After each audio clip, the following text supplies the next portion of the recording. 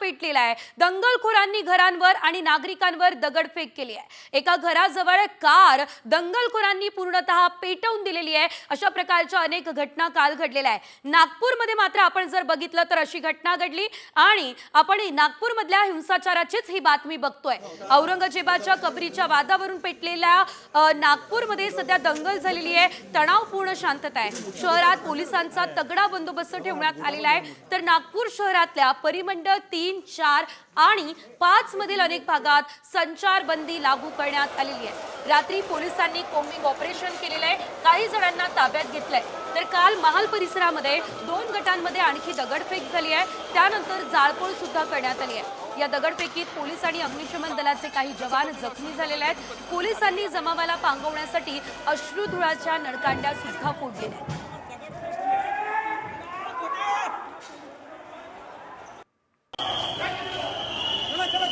संचारबंदी लागू करण्यात आलेली आहे। तगडा पोलीस बंदोबस्त आहे। नागपूरमध्ये तणावाचं वातावरण एकंदरीत आपल्याला बघायला मिळतंय। मात्र अशा प्रकारची घटना घडणं निश्चितच दुर्दैवी बाब असल्याचं म्हणावं लागणार आहे। कारण या ठिकाणी 2 गटांमध्ये हा राडा झालेला होता। दगडफेक झाली, अनेक गाड्यांची जाळपोळ करण्यात आली आणि यामध्ये पोलिसांना थेट अश्रुधुराच्या नळकांड्या फोडाव्या लागलेल्या आहेत। परिस्थिती नियंत्रणाबाहेर गेलेली होती। पोलिसांच्या मोठ्या प्रमाणात तुकड्या या ठिकाणी तैनात करण्यात आल्या असल्याचं देखील बघायला मिळालं आहे। आतापर्यंत जर आपण बघितलं तर 50 पेक्षा अधिक जण या संपूर्ण प्रकरणामध्ये पोलिसांच्या ताब्यात आहे।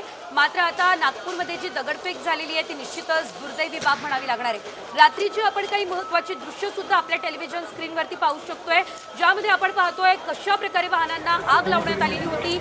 मोठ्या प्रमाणात नुकसान जे ते झालेलं आहे। सर्वसामान्यांमध्ये मात्र भीतीचं वातावरण पसरलेलं होतं। तर नागपूरमध्ये काल नेमकं काय घडलं तेही आपण बघूयात। बजरंग दल आणि विहिपचं औरंगजेबाची कबर हटवण्यासाठी आंदोलन होतं। बजरंग दल आणि विहिपच्या आंदोलनानंतर एका जमावाकडून जोरदार घोषणाबाजी करण्यात आली। दोन्ही बाजूंकडून घोषणाबाजीला तुफान सुरुवात झाली। घोषणाबाजीमुळे महाल परिसरामध्ये तणावाची परिस्थिती निर्माण झाली। पोलिसांच्या हस्तक्षेपानंतरही दगडफेक आणि जाळपोळीला सुरुवात झाली। परिस्थिती चिघळली, गाड्यांची तोडफोड झाली आणि जाळपोळ सुद्धा करण्यात आली। परिस्थिती नियंत्रणात आणण्यासाठी पोलिसांकडून अश्रुधुराचा वापर करण्यात आलाय। मुख्यमंत्री फडणवीसांनी शांततेचं आवाहन केलंय। पोलिसांकडून संशयितांची धरपकड सुद्धा त्यानंतर सुरू झाली। तर आपण बघितलं यावेळेस संचारबंदी आता लागू झालेली आहे। तगडा पोलिसांचा बंदोबस्त नागपूरमध्ये आहे। नागपूरच्या महाल परिसरामध्ये दगडफेक आणि तणावपूर्ण परिस्थितीनंतर पोलीस प्रशासन मात्र सध्या परिस्थिती हाताळताना दिसतंय। या परिस्थितीमध्ये नागरिकांनी प्रशासनाला पूर्ण सहकार्य करावं असं आवाहन देवेंद्र फडणवीस यांनी केलेलं आहे। तर नागपूरमध्ये नेमकं काय घडलेलं होतं आपण जाणून घेऊयात। नागपुरातील महाल परिसरामध्ये काल मोठ्या प्रमाणात जाळपोळ आणि तोडफोड झाली। या बाजूने पाहू शकतो की खरं तर मुख्य रस्ता आहे। मुख्य रस्त्यातून जेव्हा जमाव आतमध्ये आला होता त्या ठिकाणी कार रस्त्यावर उभी आहे, ती जाळण्यात आली होती। काय नेमकं घडलं, कोण आले होते असं वाटतं? मजमा होता, 400-500 लोकांचा मजमा आला एकसाथ। त्यांनी दगड वगैरे सगळं सोबत होते। त्यांच्याकडे पेट्रोल बॉम्ब सुद्धा होता। ती गाडी सुद्धा त्यांनी तशीच जाळली आहे। ती पेशणे म्हणून आहे, त्यांची गाडी आहे। त्यांची किती वेळात ती गाडी जाळली, म्हणजे सगळ्या तयारीनं लोक आले होते? पूर्ण तयारी। किती लोकांचा जमा होता, काय परिस्थिती होती, काय शिवीगाळ करत होते, काय करत होते? तसंच शिवीगाळ तर चालूच होती ना त्यांची। तोंडाला काही बांधून होते? हो, दुपट्टे बांधून होते। ते धावत आले, 200-250 लोक होते इथला। इथे आम्ही आपल्या घरी गेलो, पण ते त्यांच्या हातामध्ये सगळ्या लाठ्या होत्या, दगड होते मोठे, काही असे बॉम्बसारखे होते छोटे, ते फेकले की असे फुटायचे ते, आणि कुऱ्हाड पण होते, सगळंच होतं त्यांच्यात।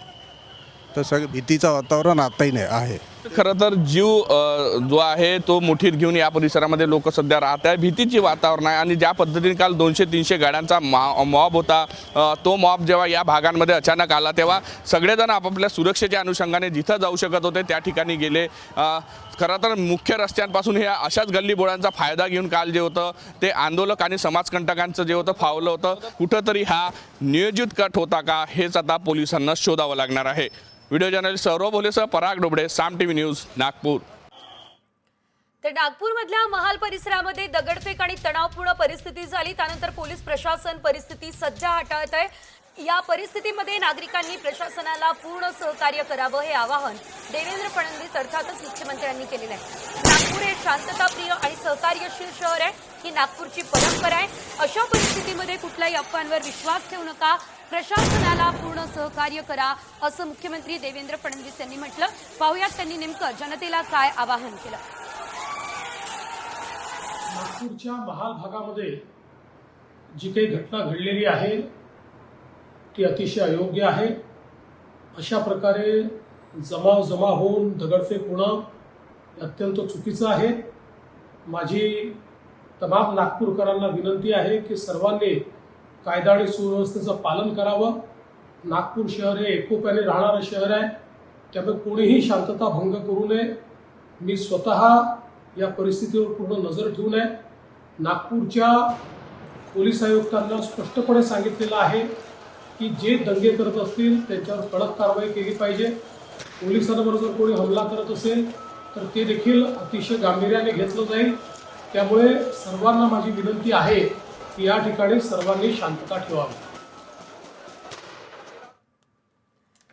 तर नागपूर दंगल प्रकरणाची सरकारनं गंभीर दखल घेतलेली आहे। नागपूरचे पालकमंत्री चंद्रशेखर बावनकुळे यांच्यासह काही आमदार आज घटनास्थळाची पाहणी करणार आहेत अशी माहिती आहे। दंगलीमागच्या सूत्रधाराचा शोध घेतला जातोय।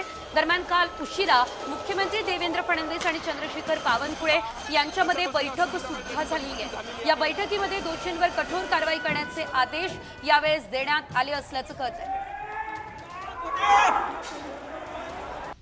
मी महाराष्ट्राच्या जनतेलाही, महाराष्ट्राच्या सर्व नेत्यांना, आमच्या सर्व महाराष्ट्राच्या सर्व पक्षाच्या नेत्यांना, सर्व पक्षाचे नेते, भाजपाचे, काँग्रेसचे, सर्व पक्षाच्या नेत्यांना आवाहन करतो की अशा परिस्थितीमध्ये आपण समाजाला शांत ठेवलं पाहिजे, समाजामध्ये कोणत्याही घटना होणार नाही याची काळजी घेतली पाहिजे आणि समाजाला सर्व पक्षाच्या लोकांनी समजावलं पाहिजे।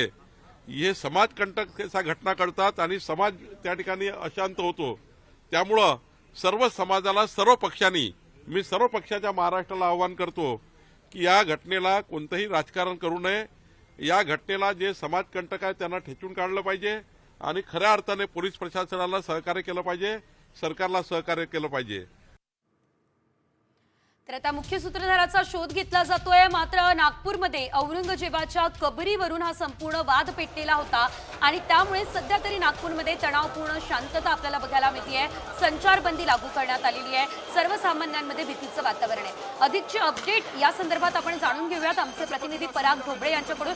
पराग, स्वतः त्या ठिकाणी घटनास्थळी उपस्थित आहात, सध्याची त्या ठिकाणची नेमकी काय परिस्थिती बघायला मिळतेय? काल रात्री जो काही राडा झाला त्यानंतर आज त्या ठिकाणी नेमकी काय परिस्थिती आहे? शांतता दिसतेय, नागरिक भयभीत आहेत का, नेमकं काय?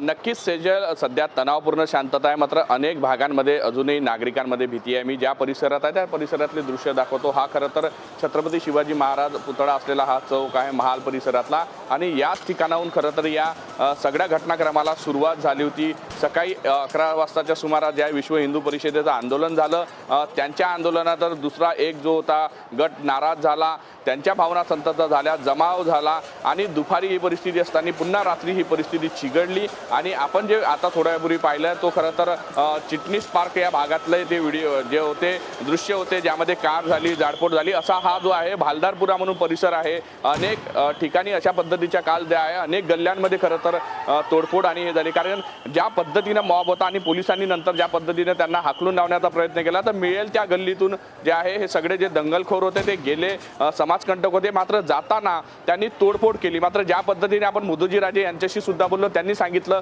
की हे पूर्वनियोजित वाटते, कारण की हाताकातांमध्ये असणाऱ्या काठ्या असो, गाड्या पेटवण्यासाठी लागणारे साहित्य असो किंवा दगडफेकसाठी लागणारं साहित्य, हे सगळं पाहता कुठंतरी पूर्वनियोजित होता, संशय असा व्यक्त केला जात आहे। काहींनी आरोप असे केले आहे की बाहेरून आले होते। आता या परिसरामध्ये मोठ्या प्रमाणात पोलीस बंदोबस्त जो आहे लावण्यात आलेला आहे, लोकांना त्रास होऊ नये म्हणून। त्यामुळे एखाद दोन जे लोक आहेत त्यांना आपापल्या कामावर जे आहे जाण्यासाठी सध्या मुभा आहे, मात्र तणावपूर्ण शांतता आहे। मात्र ज्या भागांमध्ये खरं तर ह्या सगळ्या घटना घडल्या तिथं लोकभीतीचं वातावरण आहे. पोलिसांना ह्या सगळ्या मास्टर माइंड कोण होता हे सगळं शोधावं लागणार आहे. रात्री पोलीस आयुक्त रवींद्र कुमार सिंगल यांनी जी माहिती दिली आहे, 47 लोकांना ताब्यात घेण्यात आलं रात्रभरात आणि 15 पोलीस कर्मचारी सुद्धा जखमी झाल्याची माहिती जी आहे पोलीस आयुक्तांनी स्वतः दिलेली आहे. रात्रभर पोलिसांचं हे सगळं कार्य जे आहे ते सुरू होतं आणि अजूनही पुढे कशा पद्धतीने ही रणनीती राहणार आहे, कुठून याचे सूत्र हलवले गेले, कोण इन्व्हॉल्व होतं, सोशल मीडियावर काही प्रचार झाला का, या सगळ्यांचं जे आहे शोध मोहीम जी आहे ती घेतली जात आहे.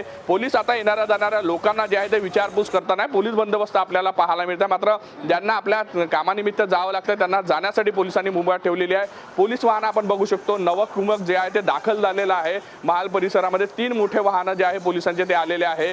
पोलीस बंदोबस्त आहे तो पुन्हा वाढवण्यात येणार आहे आणि ही सगळी परिस्थिती नियंत्रणात राहावी यासाठी शर्थीचे प्रयत्न जे आहे पोलीस करत आहे. कुठलाही अनुचित प्रकार पुन्हा घडू नये, संचारबंदी अनेक भागांमध्ये लावण्यात आलेली आहे आणि पोलीस नजर ठेवून आहे. अगदीच पराग, त्या ठिकाणची सर्व अपडेट आम्ही वारंवार तुमच्याकडून घेत राहू. तुर्तास धन्यवाद तुम्ही दिलेल्या सर्व सविस्तर अपडेटसाठी.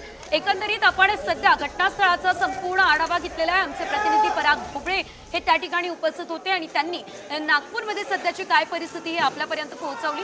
एकंदरीत आपण जर बघितलं तर नागपूरमध्ये जमावानं केलेल्या दगडफेकीचा सीसीटीव्ही सुद्धा समोर आलेला आहे. दगडफेकीचा सीसीटीव्ही साम टीव्हीच्या हाती लागला असल्याचं दिसतंय. नागपूरमध्ये जाळपोळ आणि दगडफेक झालेली आहे. या दगडफेकीत पोलीस आणि काही नागरिक सुद्धा जखमी झाले असल्याचं बघायला मिळतंय. हा सीसीटीव्ही आपण बघतोय, साम टीव्हीची एक्सक्लुझिव्ह फुटेज ही आहे.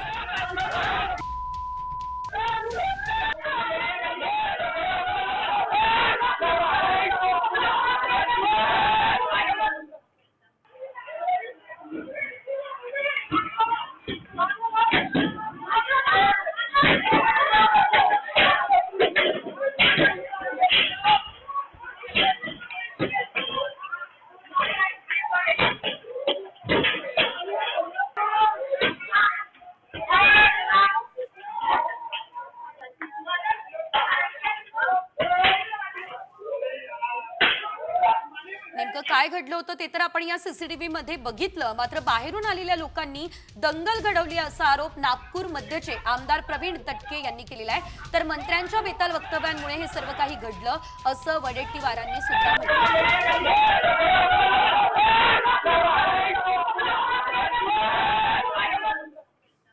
गवळीपुरा असेल या भागात प्रचंड बाहेरनं येणाऱ्या नागरिकांनी दगडफेक केली आहे, गाड्या पेटवल्या आहेत, घरं जाळली आहेत, गाड्यांची जाळपोळ केली आहे. अग्निशामक दल विझवायला आलं, त्या कर्मचाऱ्यांना मारहाण झाली अशी माझी माहिती आहे. माझ्याकडे 50च्या वरती व्हिडिओ आहेत.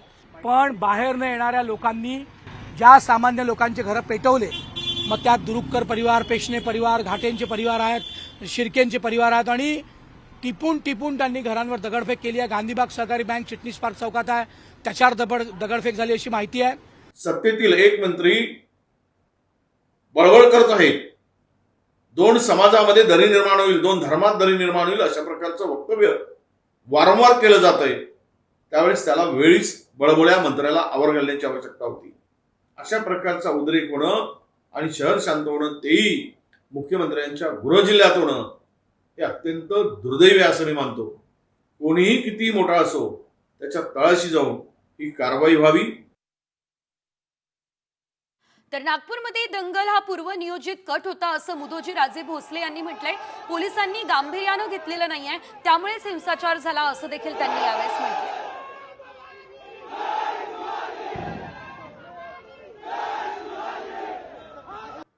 पूर्वनियोजित असलं पाहिजे, कारण की ज्या प्रकारे जे दगडं, जे शस्त्र आणि ह्याच्यानी जे हमले झालेले आहेत हे पूर्वनियोजितच हमले आहे. कारण की सकाळी जे झाल्यानंतर ह्याला जास्ती गांभीर्याने शासनाने घेतलं नाही, कायद्याने घेतलं नाही असं मला वाटतं. कुठंतरी ते गंभीरतेने घेतलं असतं तर हा एवढा प्रकार घडला नसता. कारण एवढ्या प्रमाणात दगडं हे येणं म्हणजे कुठंतरी जमा करून ठेवल्यानंतरच हे कार्य झालं असणार. तर नागपूरमध्ये उफाळलेल्या हिंसाचारानंतर खबरदारी म्हणून विदर्भामध्ये कडक असा पोलिसांचा बंदोबस्त तैनात ठेवण्यात आलेला आहे. अमरावती पोलीस आयुक्तांनी रात्री उशिरापर्यंत शहरात गस्त घातली आहे. तर अकोल्यातल्या अतिसंवेदनशील भागात पोलिसांचा बंदोबस्त सुद्धा वाढवण्यात आला असल्याचं दिसतंय.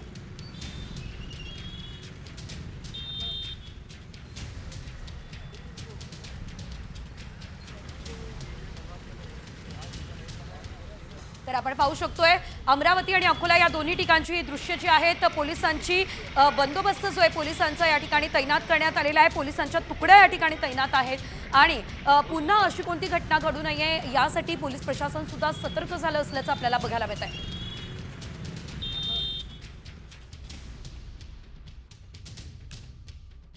तर नागपूरमध्ये आता पुढे नेमकी काय परिस्थिती असते, कारवाई होते का, कुणावरती होते, हे सर्व काही तर आपल्याला बघायचंय. मात्र इतरही बातम्यांचा आढावा घेऊयात वेगवान स्वरूपात. नागपूरमध्ये कबरीच्या वादावरून झालेल्या दंगलीनंतर आता तणावपूर्ण शांतता आहे. शहरातल्या अनेक भागात संचारबंदी लागू करण्यात आली आहे. पोलिसांकडून रात्रभर कोम्बिंग ऑपरेशन सुद्धा सुरू होतं.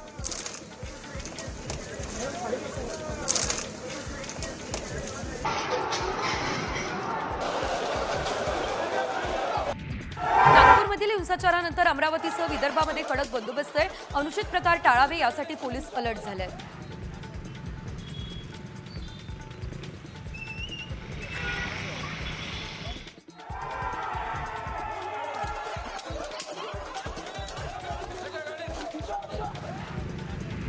नागपूरमधल्या महाल परिसरामध्ये 2 गटात तुफान दगडफेक झाली आहे आणि या दगडफेकीनंतर जाळपोळ आणि गाड्यांची तोडफोड करण्यात आली आहे. दगडफेकीमध्ये पोलीस जखमी झालेत. गर्दी पांगवण्याचं सुद्धा काम पोलिसांकडून सध्या सुरू असल्याचं दिसतंय.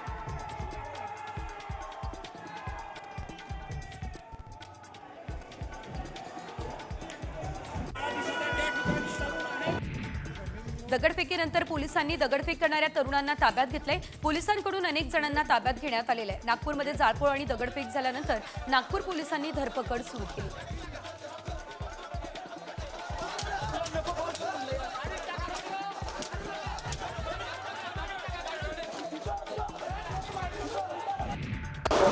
नागपूरमध्ये पोलिसांचा मोठा ताफा महाल चौकामध्ये पोहोचला. तोपर्यंत दोन्ही गटातील व्यक्तींनी रस्त्यावर जाळपोळ केली. रस्त्यावर जेसीबी जाळून गोंधळ घालण्याचाही प्रयत्न केला. या दरम्यान काही युवकांनी पोलिसांच्या मदतीने दगडफेक केलेली आहे. तर यावेळेस पोलिसांनी पुन्हा अश्रुधुराच्या नळकांड्या फोडून गर्दीला पांगवण्याचा प्रयत्न केलेला आहे.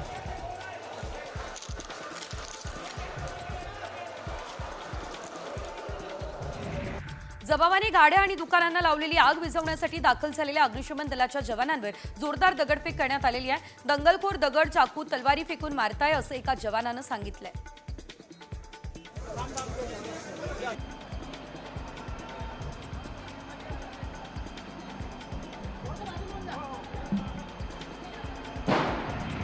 कोल्हापूरमधील जिल्हाधिकारी कार्यालयासमोर बजरंग दलाकडून आंदोलन करण्यात आलेले आहे. यावेळेस औरंगजेबाची प्रतिकात्मक कबर जिल्हाधिकारी कार्यालयासमोर ठेवण्याचा प्रयत्न हिंदुत्ववादी कार्यकर्त्यांनी केला आहे. दरम्यान परिसरात मोठा पोलीस बंदोबस्तही तैनात करण्यात आला आहे.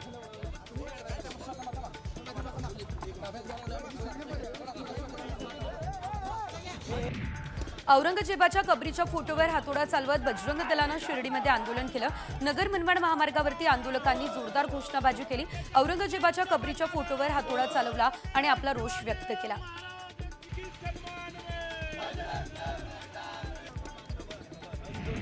राज्यामध्ये औरंगजेबाच्या कबरीचं उदात्तीकरण चालणार नाही ही भूमिका मुख्यमंत्री फडणवीसांनी घेतली. पुरातत्व विभागाने 50 वर्षांआधी कबरीला संरक्षण दिले, त्यामुळे सरकारला संरक्षण द्यावं लागतंय असं देखील फडणवीस म्हणाले.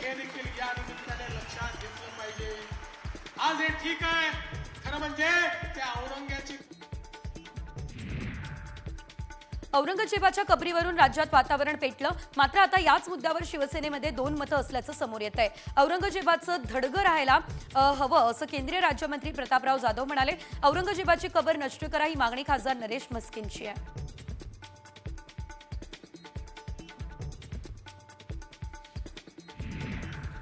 औरंगजेबाच्या धडग्यावरती थुंकण्याची व्यवस्था करा. अशी व्यवस्था झाली तर तिथलं पर्यटन वाढेल असं विधान भाजप नेते सुनील देवधर यांनी केलंय.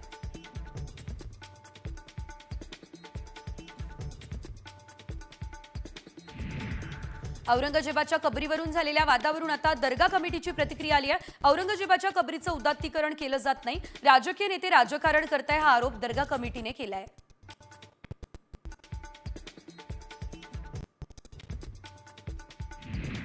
हिंदुत्ववादी संघटनांनी औरंगजेबाच्या कबरीविरोधात केलेल्या आंदोलनाला नागपूरमध्ये मुस्लिम समाजाने विरोध केला. आंदोलनाच्या वेळी मुस्लिम समाजाच्या धार्मिक भावना दुखावल्याचा आरोप आहे. महालमधील आंदोलनावेळी मुस्लिम समाज घोषणाबाजी करत एकत्र आल्याचं पाहायला मिळालं.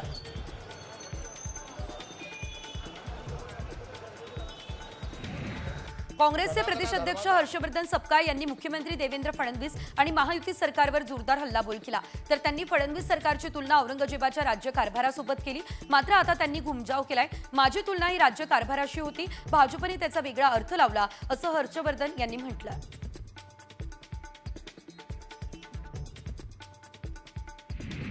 केंद्र सरकारने चांद्रयान 5 मोहिमेला मान्यता दिली आहे. 250 किलो वजनाचे रोवर चंद्राच्या पृष्ठभागावर येऊन जाईल असं इस्रो संस्थेचे अध्यक्ष व्ही नारायणन यांनी सांगितलं. चंद्रयान कार्यक्रम भारताच्या चंद्राच्या शोधात आणि चंद्र ऑर्बिटवर शिवाय रोवर अंतराळात महत्त्वपूर्ण भूमिका बजावत असल्याचं नारायणन म्हणाले.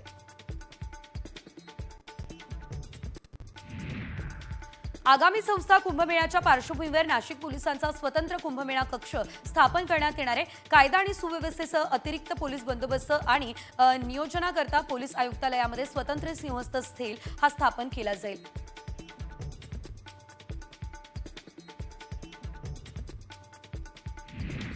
बदलापूरमध्ये चिमुकल्या हातांनी सुबक अशा गणपती बाप्पांच्या मूर्ती साकारल्या. विद्यार्थ्यांना मूर्तिकलेची आवड लागावी आणि भविष्यामध्ये अधिकाधिक मूर्तिकार तयार व्हावे या हेतूने शालेय विद्यार्थ्यांसाठी शाहू मातीच्या गणेश मूर्ती या बनवण्याचे मोफत प्रशिक्षण शिबिर आयोजित करण्यात आले.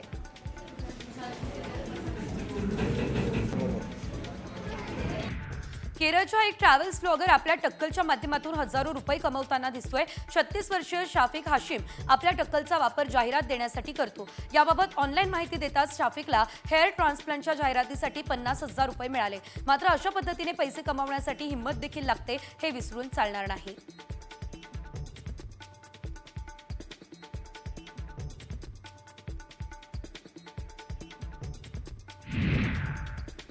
बीड जिल्हा पोलीस दलातील 26 अधिकारी कर्मचारी वाल्मिक कराडच्या मर्जीतील असल्याची तक्रार तृप्ती देसाईंनी केली आहे. या तक्रारीनंतर बीडच्या पोलीस अधीक्षक कार्यालयामध्ये हजर राहण्याचे आदेश देण्यात आले. तृप्ती देसाई यांनी 26 अधिकारी कर्मचाऱ्यांचे पुरावे अप्पर पोलीस अधीक्षक सचिन पांडकर यांना सादर केले. तृप्ती देसाई यांनी आज मस्साजोग गावामध्ये जाऊन धनंजय देशमुख कुटुंबाची सांत्वनपर भेट घेतली. या भेटीदरम्यान आतापर्यंत झालेल्या तपासाची माहिती देसाई यांनी धनंजय देशमुख यांच्याकडून जाणून घेतली. आरोपी कृष्ण आंधळे याला अटक करून देशमुख कुटुंबाला न्याय द्यावा ही मागणी देसाई यांनी केली आहे. सतीश भोसले उर्फ खोक्या याच्या विरोधात बीडच्या शिरूर तालुक्यातील 22 ग्रामस्थ आणि वन्यजीव प्रेमी बेमुदत उपोषण करणार आहे. मुंबईमधील आझाद मैदानावर 20 मार्चपासून बेमुदत उपोषण केलं जाणार आहे. खोक्यावर मोकोका अंतर्गत कारवाई केली जात नाही तोपर्यंत उपोषणातून माघार घेणार नाही हा निर्धार यावेळेस करण्यात आलाय.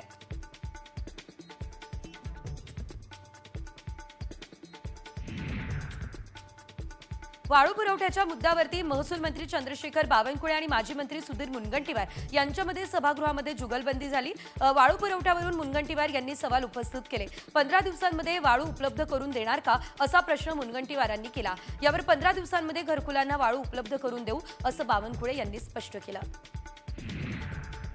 पालकमंत्री नितेश राणे यांनी नाव न घेता राजन तेली यांना टोला लगावलेला आहे. काही जण आमच्यासोबत येण्यासाठी उंबरठ्यावर उभे आहेत. कधी राणे साहेब हो म्हणतात तर कधी टुणुक्कर उडी मारून आम्ही इकडे येतो असं काहींना वाटतं. मात्र तसं काही होणार नाही हा टोला नितेश राणे यांनी तेलींना लगावला. ते सिंधुदुर्गामधल्या एका कार्यक्रमात बोलत होते. हनुमान चालीसा पठण प्रकरणी माजी खासदार नवनीत राणा आणि रवी राणा यांच्या याचिकेवरील सुनावणी 17 एप्रिलपर्यंत तहकूब करण्यात आली आहे. राणा दाम्पत्यानं दोषमुक्तीसाठी उच्च न्यायालयामध्ये धाव घेतली आहे. तांत्रिक कारणास्तव सुनावणी पुढे सुद्धा ढकलण्यात आलेली आहे. मनसे अध्यक्ष राज ठाकरेंनी उद्या मनसे पदाधिकाऱ्यांची बैठक बोलावली. बैठकीसाठी मनसेचे नेते सरचिटणीस मुंबईमधील प्रमुख पदाधिकारी हे उपस्थित राहणार आहे. उद्या संध्याकाळी 6 वाजता सावरकर सभागृह या ठिकाणी ही बैठक होणार आहे. मनसेच्या गुढीपाडवा मेळाव्याचं नियोजन या बैठकीमध्ये केलं जात आहे.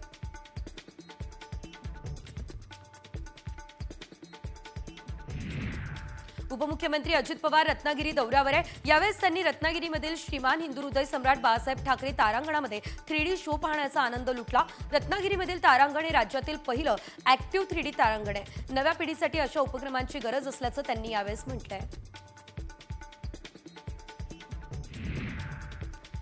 महिला प्रसाधनगृहांसंदर्भात मुख्यमंत्री देवेंद्र फडणवीस यांनी एक महत्त्वाचा आदेश दिला.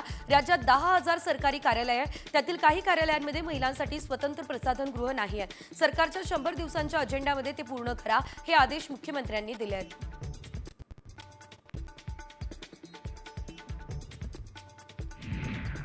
पिंपरी चिंचवडमध्ये सापडलेली हानिकारक सौंदर्य प्रसाधनं पाकिस्तानात तयार झाल्याचा खुलासा अन्न आणि औषध प्रशासन मंत्री नरहरी झिरवाळ यांनी केलेला आहे. विधान भवनामध्ये त्यांनी हा मुद्दा उपस्थित केला. यावेळी विक्रेत्यांवर लवकरच खटला दाखल करण्याचं आश्वासन सरकारकडून देण्यात आलं.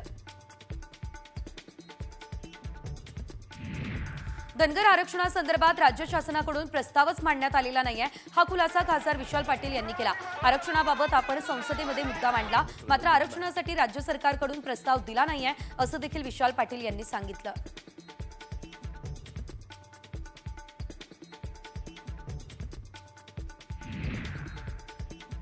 नागपूर ते गोवा या प्रस्तावित शक्तीपीठ महामार्गाला विरोध करणाऱ्या मंत्री हसन मुश्रीफांनी यू-टर्न घेतलेला आहे. ज्या शेतकऱ्यांना शक्तीपीठ महामार्गासाठी जमिनी द्यायच्या असतील त्यांनी द्याव्यात, ज्यांना विरोध करायचा असेल त्यांनी तो करावा, ही दुटप्पी भूमिका मुश्रीफांनी घेतली आहे. त्यामुळे कोल्हापूरचे शेतकरी आता नाराज झाले आहेत.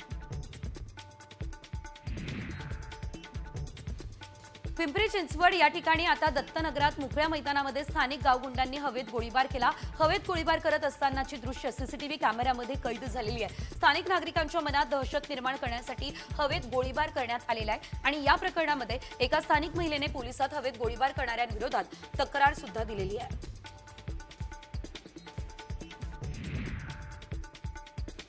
अकोल्यात ऐन रस्त्यामध्ये गावगुंडांची व्यावसायिकाला मारहाण सध्या बघायला मिळते.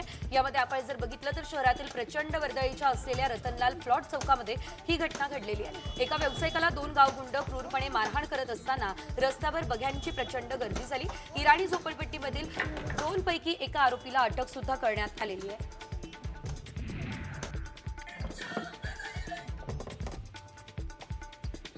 बीडच्या माजल गावात पेट्रोल पंप कर्मचाऱ्यावर जीवघेणा हल्ला झालेला आहे. पेट्रोल देण्यास नकार दिल्यानं लोखंडी रॉडने हल्ला केलाय. धुळवड असल्यानं सर्व पंपांवरती पेट्रोल विक्री बंद आहे. पेट्रोल देणार नाही असं म्हणताच थेट हल्ला केला. ही घटना सीसीटीव्ही कॅमेऱ्यामध्ये कैद झाली.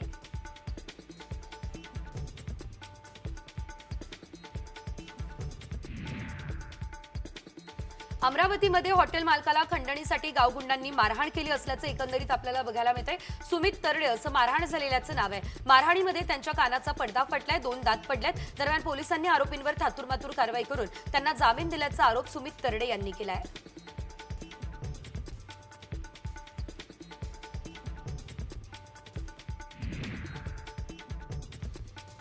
जळगावच्या कंचरवाडा रस्ता ओलांडताना भरधाव येणाऱ्या दुचाकीने चिमुकल्याला उडवलं असल्याचं आपल्याला बघायला मिळतंय. अपघात घडल्यानंतर अज्ञात वाहन चालक हा वाहन घेऊन पसार झालाय. जखमी झालेल्या चिमुकल्याला रुग्णालयामध्ये दाखल करण्यात आलं. याबाबत पोलिसात तक्रारही देण्यात आली.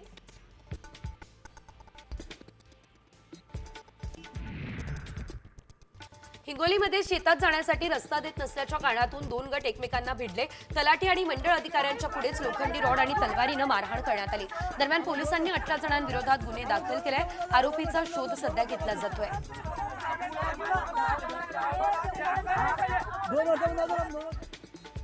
माथेरानला फिरायला जायचा प्लॅन करत असाल तर ही बातमी नक्की बघा, कारण आजपासून माथेरान बेमुदत बंद असणार आहे. पर्यटकांची फसवणूक थांबवण्यासाठी माथेरान बचाव समितीने माथेरान बंदची हाक दिली आहे. घोडेवाल्यांकडून पर्यटकांची दिशाभूल, फसवणूक केली जाते असा आरोप आहे. त्याला आळा बसावा यासाठी आता हा निर्णय घेण्यात आलेला आहे. पर्यटकांचा मात्र आता यामुळे हिरमोड होणार आहे, कारण माथेरान हे अनिश्चित काळासाठी आता बंद होणार असल्याचं आपल्याला बघायला मिळते आहे. या ठिकाणी असलेल्या घोडेवाल्यांकडून, फेरीवाल्यांकडून नागरिकांची फसवणूक होतीये, पर्यटकांची फसवणूक होतीये आणि त्यामुळे खरं तर हा निर्णय घेण्यात आला अशी सुद्धा माहिती सध्या तरी मिळते. त्या पार्श्वभूमीवरती ही बातमी मोठी म्हणावी लागणार आहे, कारण माथेरान या ठिकाणी अनेक जण पर्यटनासाठी जात असतात. मात्र आता अनिश्चित काळासाठी माथेरान या ठिकाणचं पर्यटन जे आहे ते बंद असणार आहे.